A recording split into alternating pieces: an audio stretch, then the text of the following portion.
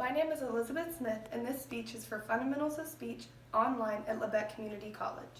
In this speech, I will be introducing myself to the class using my self logo as the topic. I'm not a very good artist, but this is the logo I have come up with. There's a girl doing a cartwheel here because I have done gymnastics my entire life. Coming from the cartwheel are three symbols. The first one is a plus sign standing for positivity. Gymnastics has taught me how to stay positive and value positivity in life. The second symbol is a teardrop, which stands for struggle. I have learned how to overcome struggle and use it as a tool to educate myself. The letter I stands for holding myself accountable, which is something gymnastics has taught me to do. I have always been a glass half full kind of girl. Gymnastics has taught me this. I have always had to be positive and be positive in my sport and life. I have also been surrounded with positive people, coaches, and teammates. One of the most positive aspects from my gym has been the families of my teammates. My very first year competing, there were only 5 girls on the competition team. It was our gym's first year competing also. No one expected us to make it to nationals or really do anything. After competing all year long, with everybody saying that we would never amount to anything, all 5 of us qualified for nationals and did very well.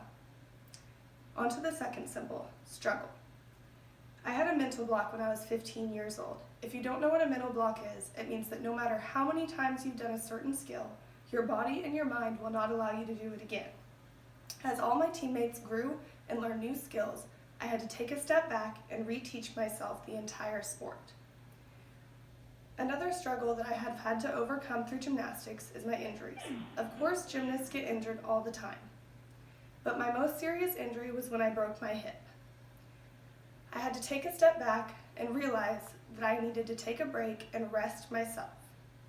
It was very hard to take the break and see all my other teammates competing. I also had questions. Was gymnastics worth it? Was all this pain worth it? And should I really be competing if it's hurting my body this much?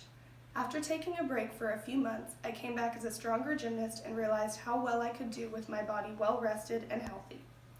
On to the third symbol, the I, which stands for holding myself accountable. Through gymnastics, I realized that my faults were no one else's. Some days just weren't going to be my day, and I wasn't always going to do good, and I wasn't always going to win.